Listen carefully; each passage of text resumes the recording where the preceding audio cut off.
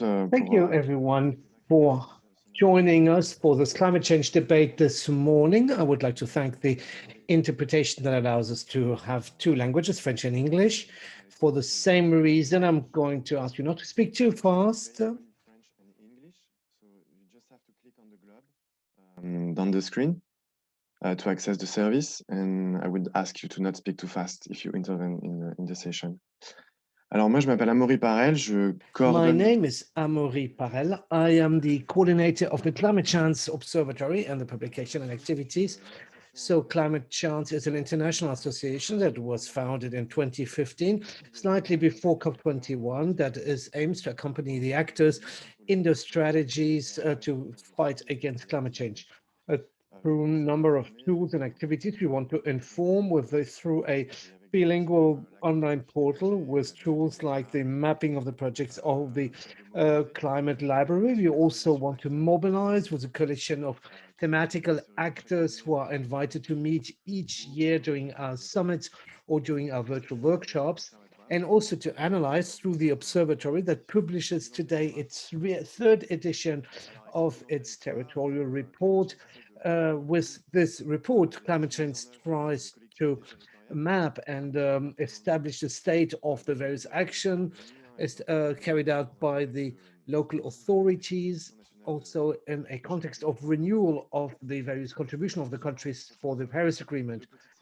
For this, we are offering two sessions today to debate around the lessons learned of this 2021 report. In this present session, we are going to debate around the various dynamics that have been implemented by the local authorities and to understand how the pandemic has impacted the implementation of these plans in the cities and the regions, and also how we can improve the monitoring and the evaluation by the collectivities of these activities and by the networks, and why we should monitor those. So to discuss all this, we have three invitees: Amel Makhlouf, principal main expert of Clima-Med for the Maghreb region; Adrián Reina Hurtado, who is in charge of external action into the City of Seville in Spain, external action officer; and Natalia Uribe, head of strategic coordination and advocacy at Regions 4. But before, I would like to give the word to my colleague Tanya Martha Thomas, who is a research associate at Climate Change and who is co-author of this report, in order to present us the major trends of 2021, which we are interested here. Over to you, Tanya.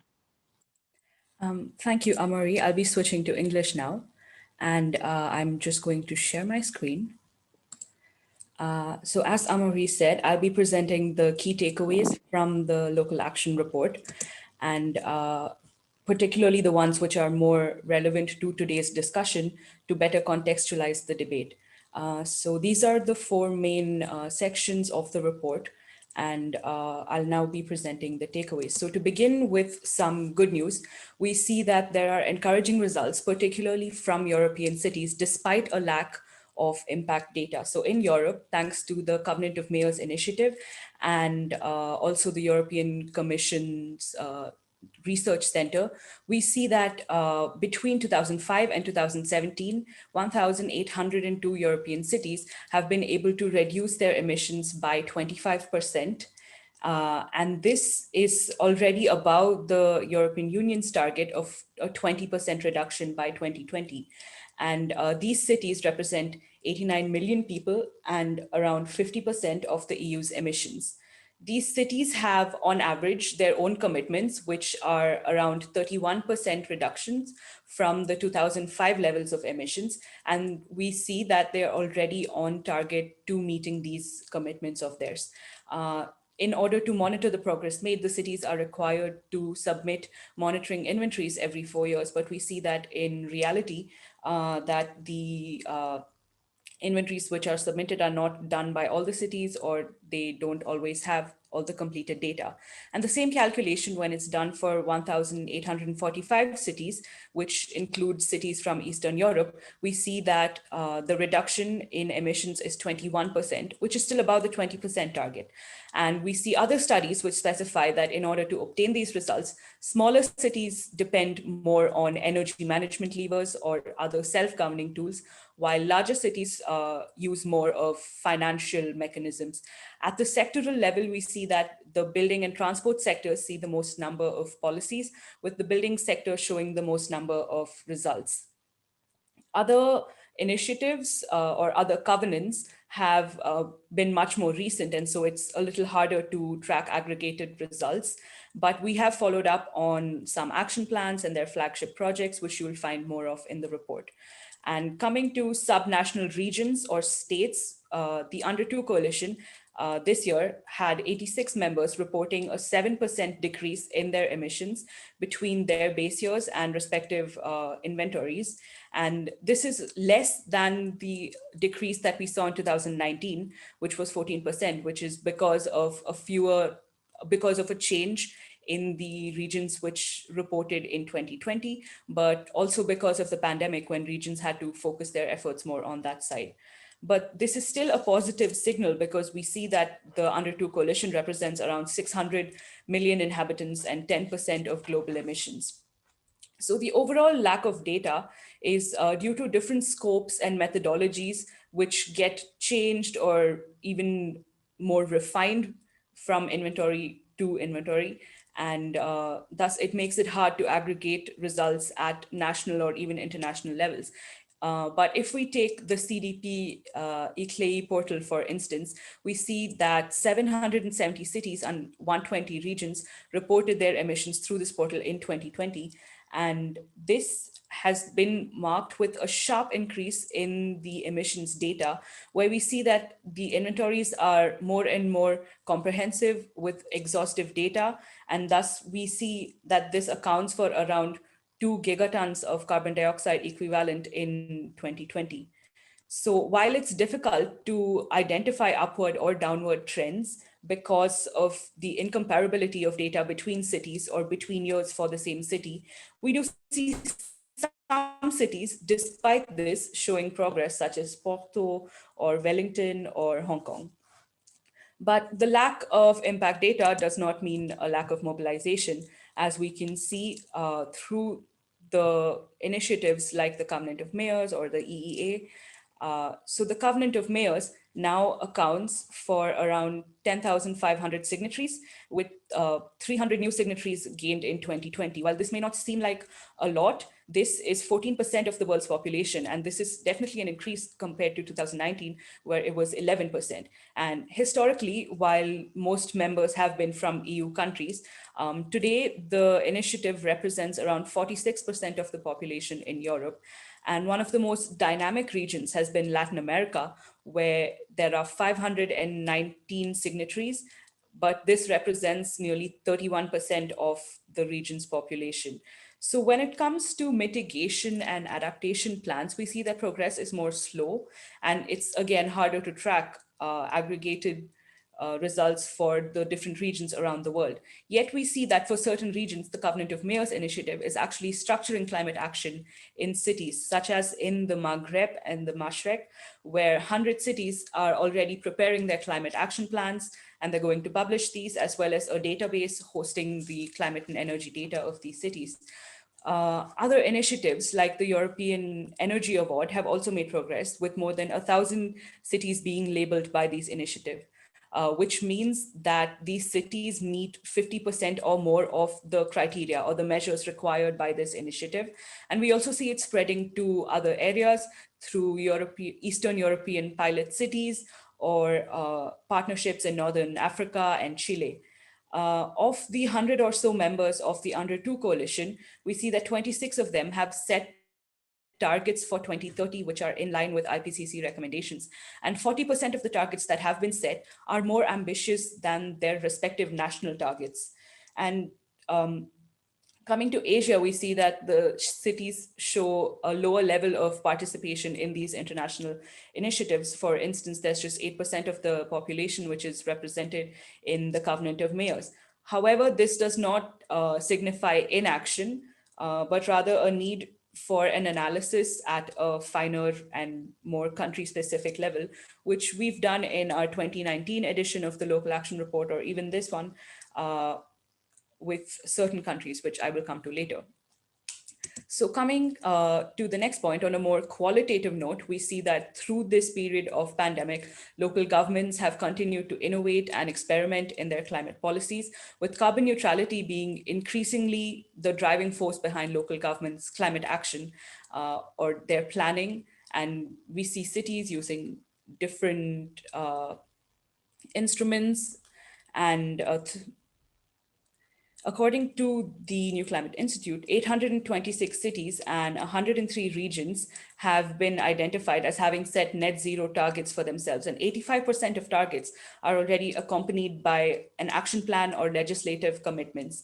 And due to the pandemic, we also observe long-term resilience measures which have longer lasting impacts, which will outlive the pandemic, such as the densification of urban services or food autonomy through reconnection of urban centers directly with supply chains and experiments in transportation.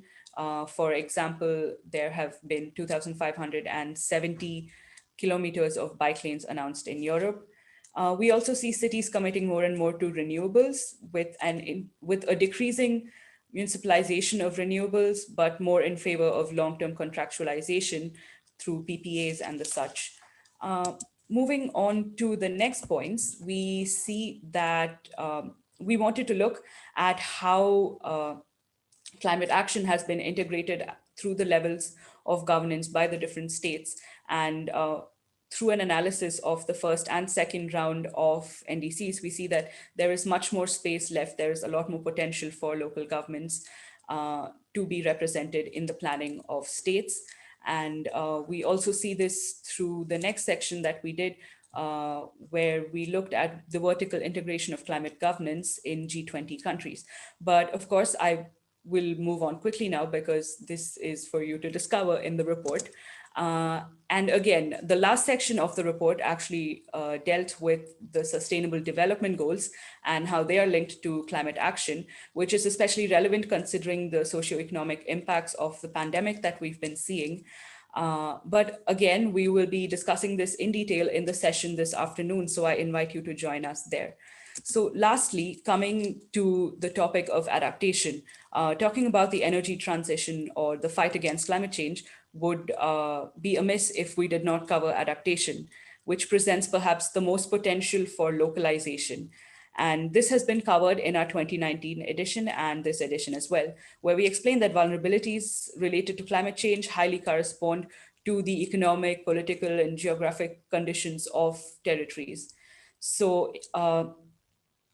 what we see is that initiatives and networks are testifying to a growing amount of attention paid by local governments to adaptation, while technical and financial details of implementation are not as accessible.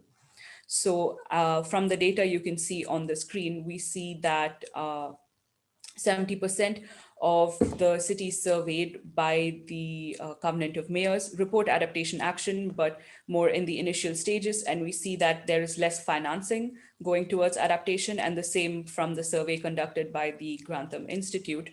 The Regions Adapt initiative, which exclusively works with subnational regions and states on their climate change adaptation, also reports increasing climate risks being reported by the different regions and also socioeconomic impacts. But among the actions most commonly reported, we see that at the regional level, long-term integration of climate change into their planning is perhaps the most commonly adopted among all the states. And so we see that it is at the regional level that we have this breakthrough of adaptation in climate policies. And this dynamic is well accompanied by the development of regional centers of expertise on climate and climate-related risks. And this also goes hand in hand with a strengthening of the relations between decision makers and scientists. And we have examples of this in Ontario and in Occitania, in France, and so on. And so these are the key takeaways, and we of course leave you to discover more from the actual report. And now back to Amaury and our other panelists for the discussion we have. Thank you. Amaury, you're still on mute. Sorry. Thank you very much, Tania. Merci beaucoup pour ce résumé des grands enseignements. Thank you very much for this summary of the takeaways. I really invite you to have a look at this very dense report this year, which deals a certain number. If I can summarize the beginning of Tanya, there's not many impact results, consolidated impact results, but the data that exists is already very encouraging. And particularly what is very encouraging is to see the distribution of the progressive implementation of some initiatives and tools, common tools and common concepts across the world. In order to better understand what we've presented, we are now going to pass the word on to our speakers. I'm going to start with Amel Makhlouf, who is the main expert for Clima-Med for the Maghreb region. This is a European project that is launched in 2018 to support low carbon transition and the adaptation in 8 Mediterranean countries: Morocco, Algeria, Tunisia, Lebanon, Egypt, Israel, Palestine, and Jordan. This is de facto supported by the Covenant of Mayors in Northern Africa and Middle East. So first question to you. Could you tell us a little bit more about the progresses achieved in the cities by these countries in that region? Which hurdles have they met or challenges for the implementation of their climate plans and the difficulties linked to the pandemic? Thank you, Amaury. Hello, everyone. I would like to thank you for the invitation, this opportunity to speak about the Clima-Med project. A quick presentation of Clima-Med. Clima-Med is a project financed by the EU. It started in June 2018.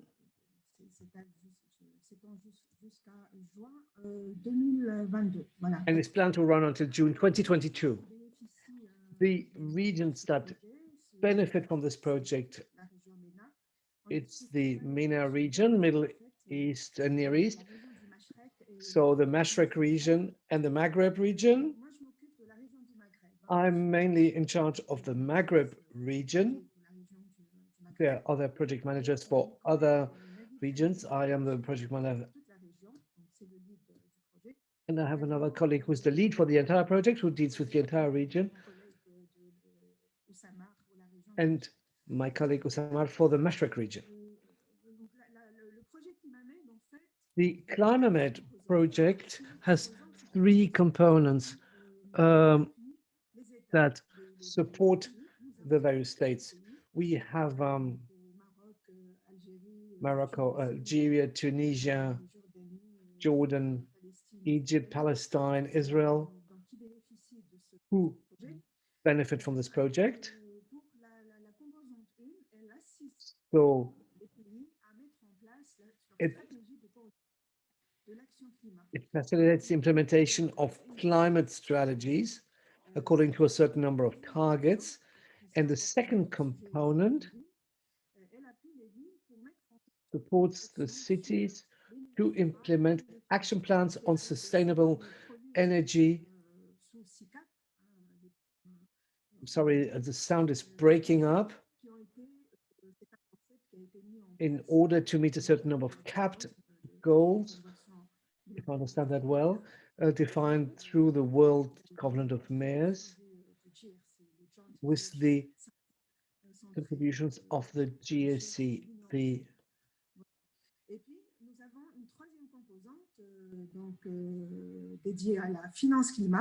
And we have a third component,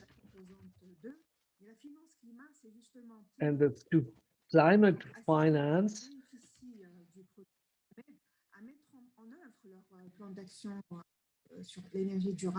to implement their action plans on sustainable energy, and also to identify climate action and implement mitigation actions to help cities to obtain financing for these climate actions. So going back to your question, what are the progresses achieved in the countries? We are really midway. We have more than 80 cities and regions in the region that have already implemented the action plans on sustainable energy and climate action.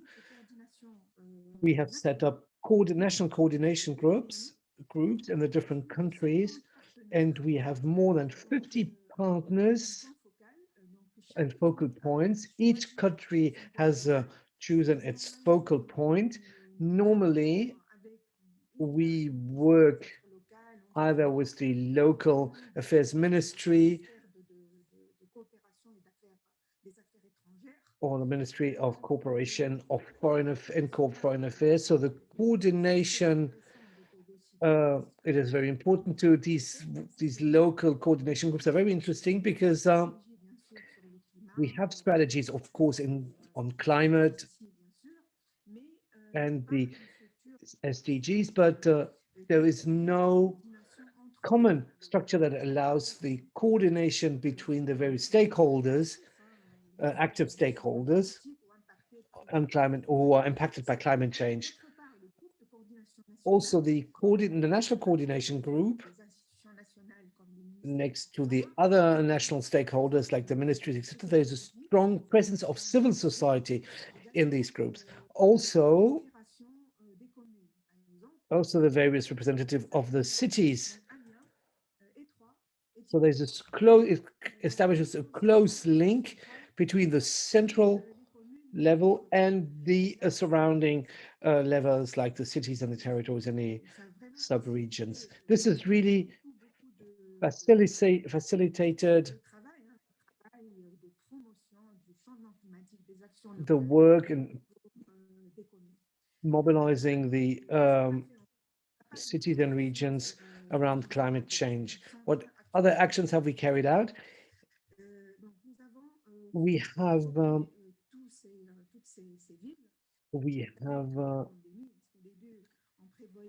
supported all these cities during the pandemic. At the beginning, we wanted to do face-to-face trainings in the various cities, but because of the pandemic, the concept was learning by doing through workshops. So now they're being trained on how to develop their climate actions and sustainable energy, and they do it themselves. Because of the pandemic, we are now doing online workshops for each city that allows the city to have more people participating, more stakeholders, local stakeholders. It's actually even better than face-to-face. We have a better attendance than in face-to-face. We have developed tools on YouTube, on the videos and stuff like that. So to support the cities in the development of their trainings. We have, for each country, we have organized more than 20 workshops. Other workshops were dedicated to risks and vulnerabilities, and also to identify a list of climate actions, adaptations by countries. So we ended up being about 100, over 100 of climate action plans on very diverse topics. For instance, adaptation against coastal flooding, or climate events, or forestry management, so renewable energy efficiency in transport, agriculture, water management. Water is a very targeted topic in these projects. So today we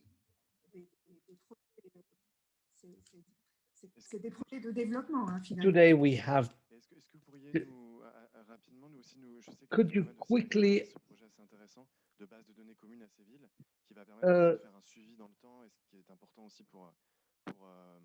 suivre en fait, et évaluer les progrès. There's this database which is very important to monitor.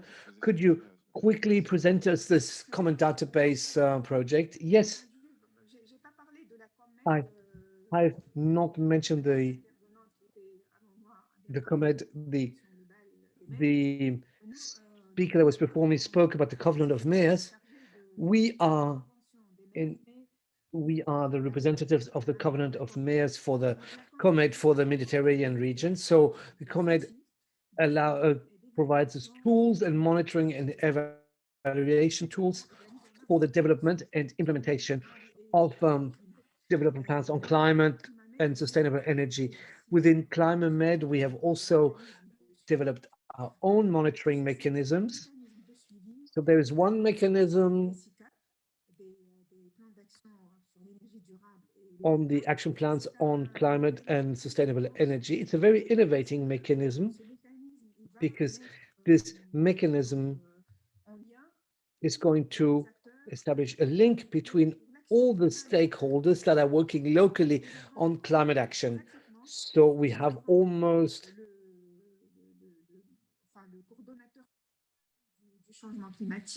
the coordinator of climate change, who is usually the Ministry of Environment and Sustainable Development, etc. The ministry works together with all the national stakeholders and also representatives of the various cities and sub-regions in this mechanism. So the mechanism is going to provide tools, financing tools for the cities and sub-regions. As you know, in our countries, it is very hard to attain financing. There's not really human capacities and resources for financing resources that meet the criteria of the international financial institutions. So in this mechanisms, we also have a representation of the various funders and finance that are the most active in these countries. So actually, we have 15 stakeholders that are working through this mechanism to monitor the climate action plans that have been identified. And this mechanism, so I mentioned the international financial institutions, national institutions, but also we've also identified national financial partners who can provide financing for specific climate actions in these countries. So this is more or less the monitoring mechanism within this initiative. Thank you, Ms. Makhlouf. It's very reassuring to know that the pandemic did not have too much of an impact on these plans, that it found other ways to continue this networking, the workshops, and working together with the national and transnational funders. I'm now going to give the floor to Adrián Reina Hurtado. So Adrián, you're the External Action Officer at the... Oui. Si vous voulez, juste un mot pour... Just one final word, excuse me, says Ms. Makhlouf. I would like to invite all participants to have a look at our website, Clima-Med, and also the one that is being built by the committee to have more information on our initiatives and actions. Yes, we are going to put the link on the chat. It's a very good project that structures the actions of all these cities. So it's there's a very big progress in the implementation. We have seen this in the past 3 years of our studies, that there's been a big jump in the implementation. Officer at the Sevilla city. So Seville is the capital of Andalusia in Spain. It has joined the Covenant of Mayors in 2009. And if I'm not wrong, in 2016, you Sevilla has released its climate action plan with the goal to reduce its emission by 40% by 2020. So my first question for you, Adrián, would be that what are the recent progress made by Seville in the design and in the implementation of its climate plan? And what difficulties did you encounter with the pandemic? Well, thank you very much for the invitation. As you said, we launched our strategy document for fighting the climate change in 2017. And I would like to underline some of them. For example, all the energy used by the city hall and the public company are renewable energy certificate. For the mobility, for example, we have more than 200 of kilometers of light band.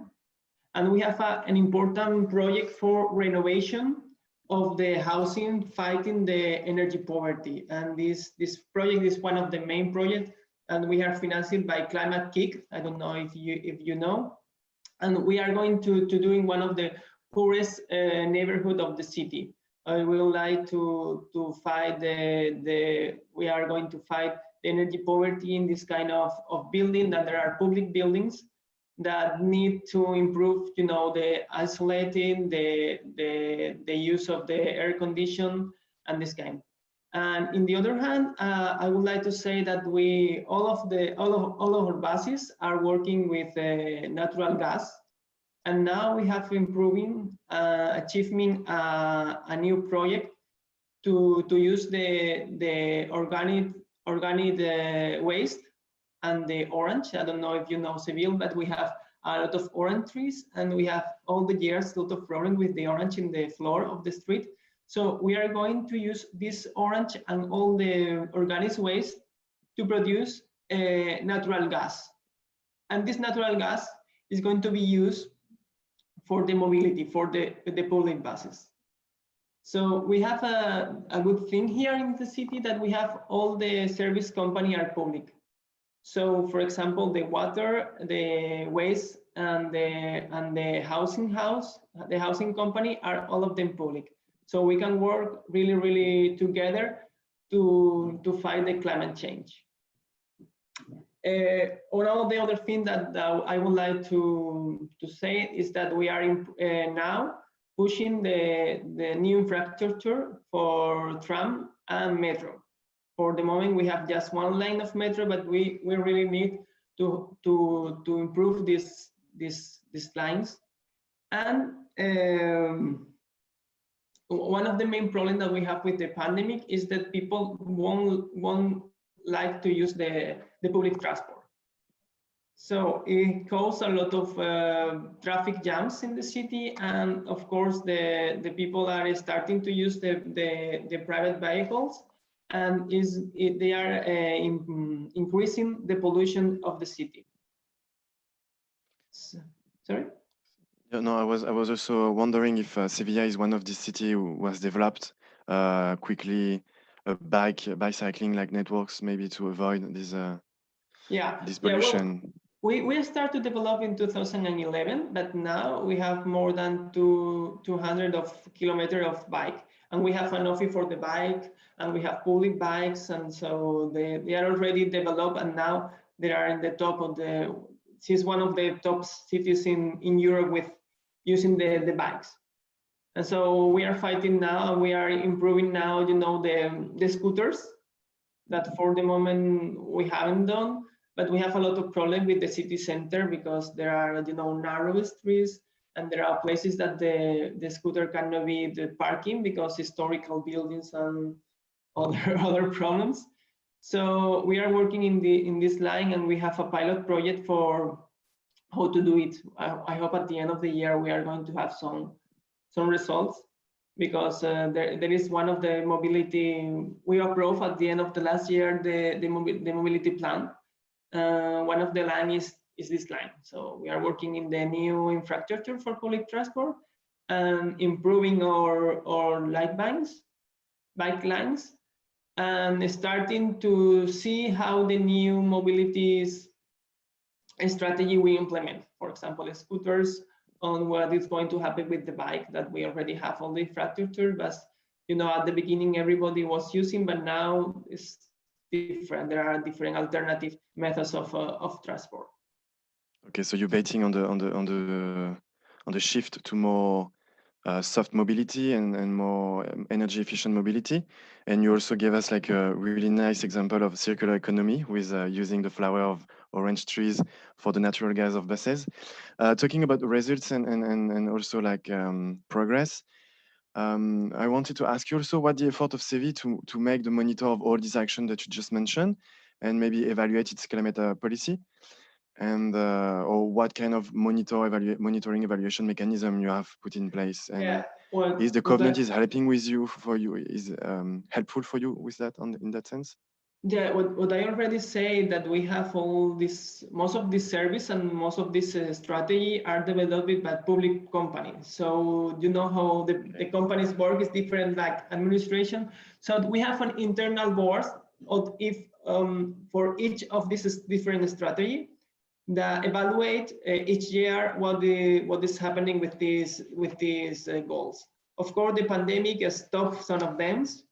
But for one side, when everything was closed, you know, there was no pollution, there was no that, but is now. In any case, this year in 2021, we are doing the evaluation document of the strategy. So I hope at the end of the year we are going to have all the results. But for example, one really important thing is we reduce really the consumption of water. Okay.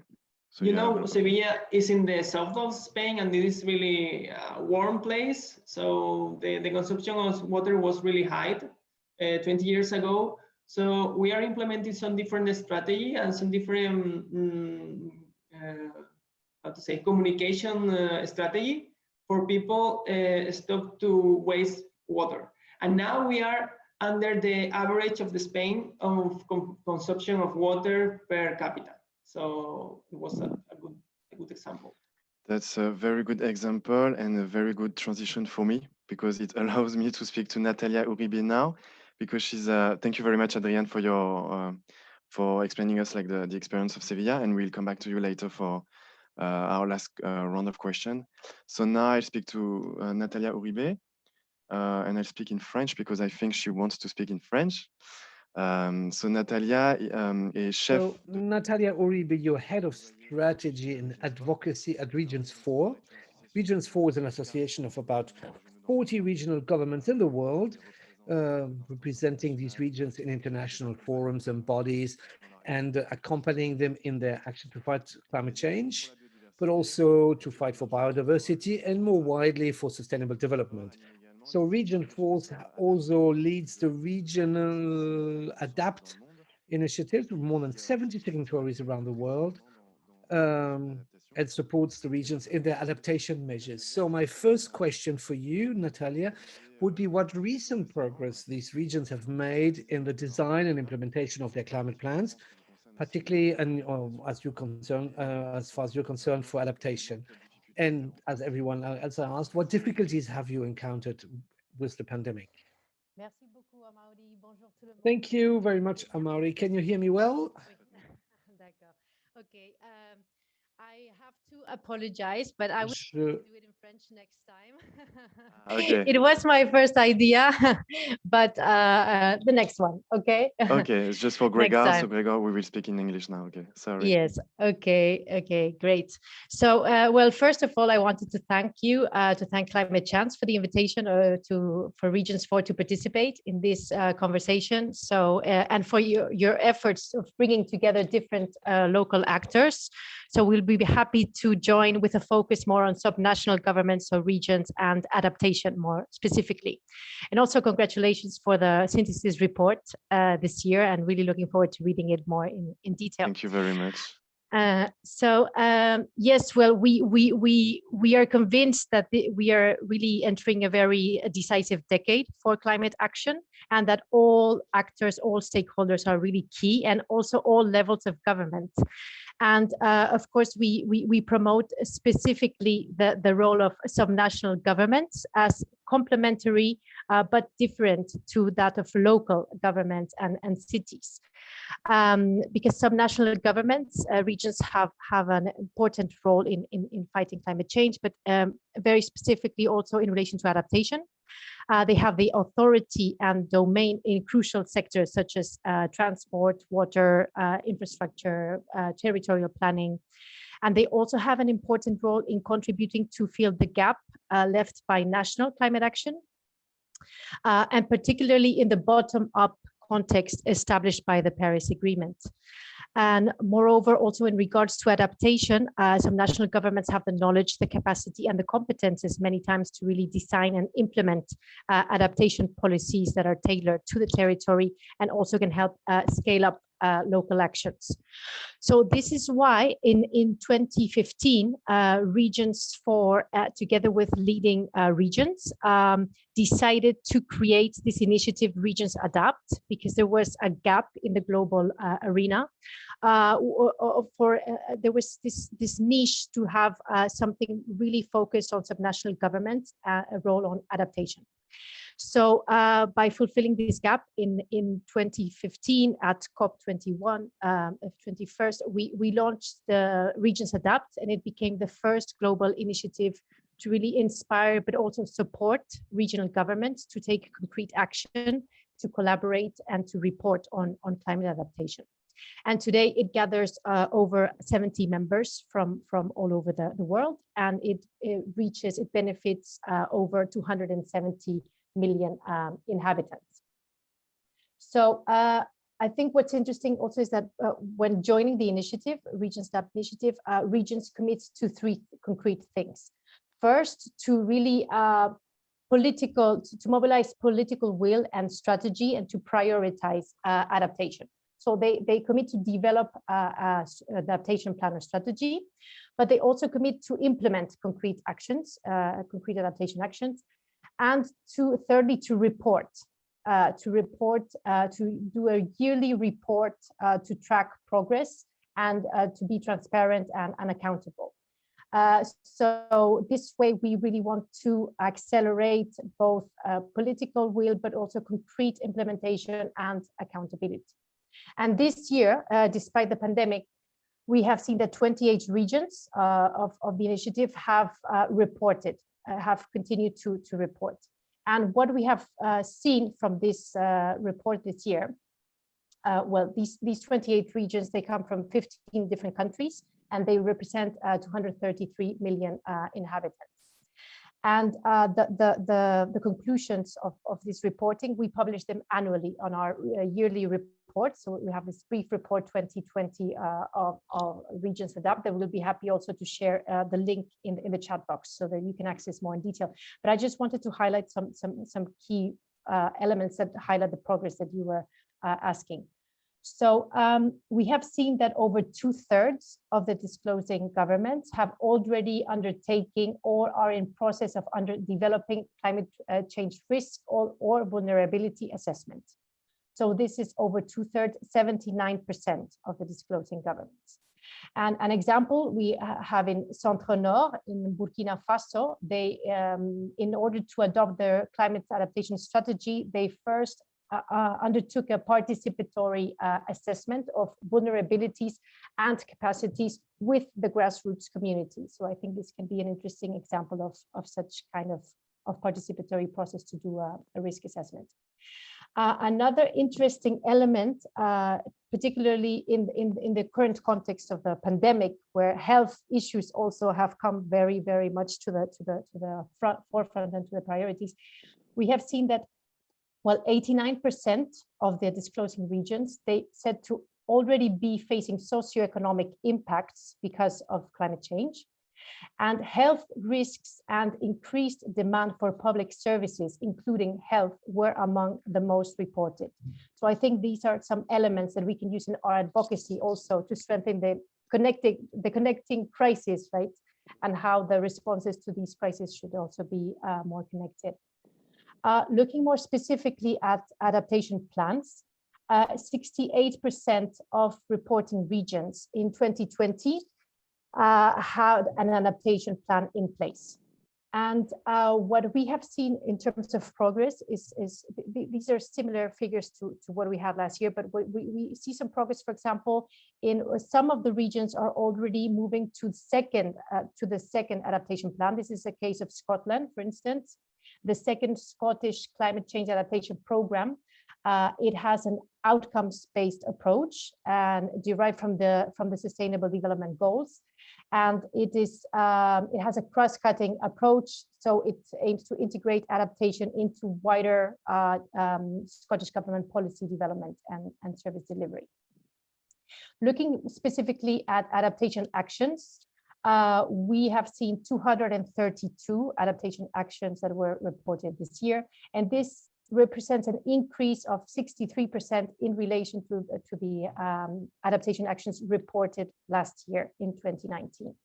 As Tanya was mentioning earlier, amongst the top reported actions, adaptation actions addressed are incorporating climate change into long-term planning, but also projects and policies targeted at most vulnerable, and also fostering community engagement and education, as well as monitoring biodiversity. Looking at the challenges, well, not all of the regions are adapting a plan, and when we ask them about the main challenges, they say that it's mostly because of lack of resources, funding, but also lack of expertise and lack of data. And I think these challenges are still quite common and quite common to previous years, and that in next year's report, we'll be able to see more detailed the specific impact of the pandemic in this. So we were looking forward to discussing more about this in next year's report. But I just wanted to share with you a final word is that also in our General Assembly this last year, regions 4 gathered our members worldwide to discuss on their role as leading actors during and post the pandemic. And we launched the declaration, Subnational Governments' Actions to Combat Global Emergencies and Build a Sustainable Post-Pandemic World. And there was a joint call for a sustainable, resilient, and just recovery, which includes an accelerated response, not only to the climate crisis, but also to the biodiversity crisis, which are also linked. So we'll also be happy to share a link on this declaration so that you can also access that. Thank you very much, Natalia. We are glad to know that also the regions are progressing in identifying also socio-economic risk, which is also important beyond the mere climate risk. I think we also have a case studies this year on the Scottish Government Climate Plan, talking about SDG. So I also invite you to go in the report to read it more. And we know also, like, because we made like a synthesis report on adaptation action like 1.5 years ago, and we also like pointed out the difficulties for local governments to get like data and to understand like how you measure the progress that you made in adaptation, which is like a particular matter for adaptation compared to mitigation. I stayed with Natalia because we just had like 10 minutes, so I'll ask you the third question directly, and then I ask Amel and Adrián to answer it. So my third question was maybe developing a bit more how all these actions from the cities, like in Spain, Maghreb, or the regions 4, what articulation of these policies and this monitoring with higher level of government. So in your case, Natalia, would be how those actions are taking into account by national states, or how those regions are working with their national state. I know also that Regions 4 is working on this multi-level governance, so maybe you have a word on that. Yeah, exactly. Thanks. So we, through Regions Adapt, we indeed promote both vertical and horizontal cooperation. So, and really promote a lot a multi-level governance approach to climate action. So really, and for the effective implementation of adaptation strategies. So in collaboration with, we see that in collaboration with both national and local governments, regional governments have contributed to implementing up to 90% of climate adaptation actions in sectors such as energy, transport, land use, housing, as well as water and natural resources management. So according to the last report that I was mentioning earlier, the Regions Adapt 2020 report, out of the 28 disclosing regions, 25 reported to be collaborating with their national counterparts in developing and or meeting each other's environmental related targets, goals, and strategies. But of these, only 7 reported to be collaborating in respect to climate adaptation, while 12 reported to be collaborating in relation to mitigation and emission reduction. So I think this shows that there is still much work to be done in order to include a mainstream adaptation into multi-level governance action, and also to bring a balanced approach to mitigation and adaptation to the national commitments. So I think we also have some interesting examples of multi-level governance approaches in our reports. For example, the government of Sao Paulo, collaboration between the state of Sao Paulo and the municipalities. They enable the local counterparts to develop disaster risk reduction policies through resilient municipality program, and also the information obtained from this risk mapping and a series of adaptation projects. They are feeding the resilience strategy of the state. So this is an interesting example. We have another one from Senegal in Saint Louis, the territorial approach to climate changes program. It brings together regions within the country with similar issues to create territories that are more resilient to climate change. Yes, so this is one of the we promote, and we bring good practices and an exchange of knowledge. Thank you very much, Natalia. I'll give the floor to Amel. Amel, in French, maybe now for Grégoire. Comment les plans climat How des villes... do the climate plans of the Maghreb and Mashreq cities articulate with the state policies? I think you mentioned the example of Tunisia. If you could maybe tell us a little bit more about that. Yes, I wanted to recall the difficulties. I haven't really mentioned that previously. There are a number of obstacles for the cities to implement climate actions, because the legislation does not allow in some countries. Let's take the example of Tunisia. There is no policy autonomy of the cities and regions, and there's no mandate. They have no mandate to present technical or financial propositions. But in the case of Tunisia and Morocco, for instance, the communal level allows them, they have a mandate. The Tunisian and Moroccan cities can present propositions, technical and financial propositions, to the financial institution and request funding from the international institutions. The other countries in the region, like Lebanon, Jordan, etc., there's a whole process to be able to request funding. You need to go via the Ministry of the Interior, etc., to request funding from international sources. So this is one of the hurdles I wanted to mention. And also in terms of data, of information, as you know, there's no data available at the communal level. So we, within Clima-Med and we have recommended, we're actually doing a pilot project with some cities in the Maghreb region to have this mechanism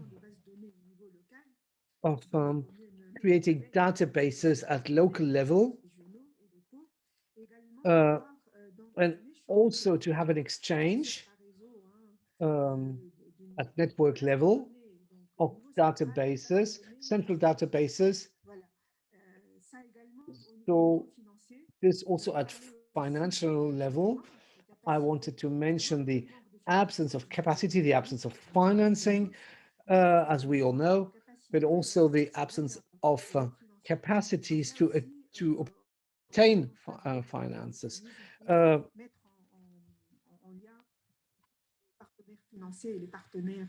To link financial partners and national partners.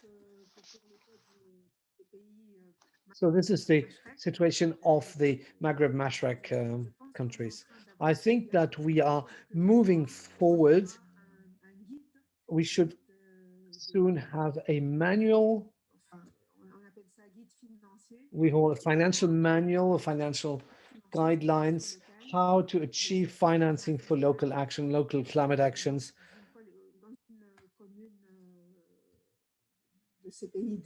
In these, in the sub-regional level of these countries. Thank you. Thank you, Amel. I really invite you to look at these coordination mechanisms that are very impressive. I think it's a very good example in some other regions. Now, 1 or 2 minutes only, Adrian. We are running out of time. Also, what is the articulation between Sevilla climate policy and with the government of Andalusia or the national state of Spain? Yes, of course, we coordinate all our policies. For example, we use the benchmark for the regional government to know the different emission that from the city and for the rest of the region. I don't know if you know, but the mayor of Sevilla is the chair of the network for climate change all around Spain. So we coordinate really good with the vice president of climate. And of course, Mr. Espadas is the chair of the ENVE committee in the Committee of the Region. So we are fully coordinated with the European policies in this kind. Of course, in Green Deal strategy, we are working really hard in the Committee of the Region to get all the cities close to the Green Deal policy from the European Union. Okay. Thank you, Adrian.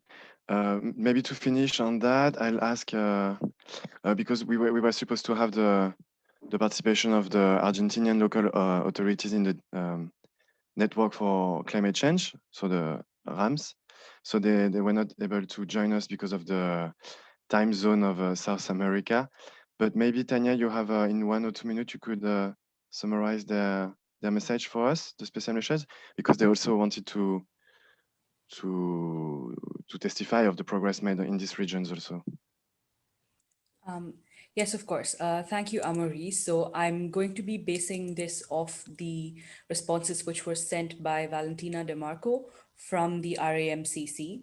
And the RAMCC is basically a network that gathers over 220 Argentinian municipalities and covers 19 of the 23 provinces that constitute the country. And this allows them to have a wide variety of political, productive, social, and geographical realities, working with cities that have right from 1 million inhabitants all the way to towns of 5,000 inhabitants or less. And the RAMCC were the national coordinators of the GCOM in 2017. And have continued to be so. And thus they need to comply with all the requirements stated by the Common Reporting Framework. And this sets the standards that have to be accomplished by all cities in order to elaborate their climate action plans or their CCAPs, which consist of mitigation and adaptation components. So the GCOM has a reward system that consists of 4 medals for commitment, mitigation, adaptation, and compliance, which are given to cities as long as they comply with the CRF requirements. And their most important one of these being the compliance medal, which is given to only cities who meet all other requirements and have won the other 3 medals. And out of the 140 cities around the world that have won this, 31 have been RAMCC municipalities. And thanks to this, Argentina has been positioned as a country with the largest number of compliance medals out of all GCOM countries. And this is the evidence of the work and effort put in by the RAMCC. And the work so far has been mainly on planning and now moving forward towards monitoring and implementation. And coming to the COVID-19 context, it has been extremely challenging to execute mitigation and adaptation actions defined in the CCAPs because of the focus shifting towards health and economic emergencies. And the RAMCC set up a trust fund, which has been dedicated exclusively to the implementation of climate action in this section. And for example, they have been able to purchase 766 lights with LED technologies, which have been taken up by 9 Argentinian cities.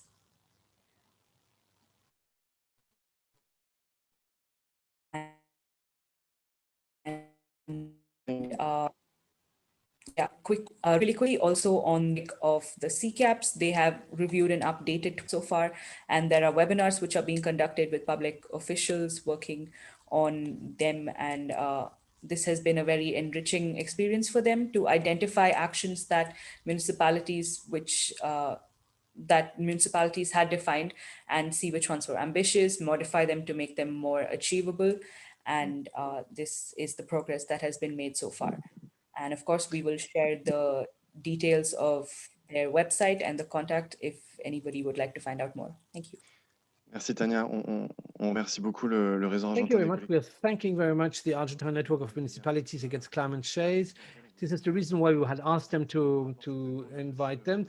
It's one of the case studies in the report of this year. There's a big progression of implementing of plans in Latin America, and in terms of governance, the countries in Latin America like Chile, Argentina, Colombia, Peru, they have shown in their new contribution to the national level efforts integration mechanisms of local municipalities that are very interesting. So this was the reason why we wanted to highlight their action. Thank you very much, Amel Makhlouf, Natalia, Uribe, and Adrián Reina Hurtado for having come here and share their experience of these networks of their cities. And I invite all of you to join us, and I also thank all of you having participated in this section. I invite you to have a look at this new report on the climate action of the cities and region. I would like to thank all the teams for the efforts involved in compiling. Thank you very much, and I wish you a very good day. Merci à vous également. Goodbye. Thanks to all of you. Thank you. Bye-bye. Merci à vous. Merci, à bientôt. Bye. On peut se retrouver cet après-midi pour le deuxième débat. And there is a second debate. Let's not forget, this afternoon, on the same format via Zoom, 3 speakers who will be more particularly speaking about sustainable development and the implementation at local level. There's many speakers from municipalities, from sub-regional governments, and this will be at 3 o'clock Paris time, 3 to 4 Paris time. Thank you. Bye-bye. Thank you. See you soon.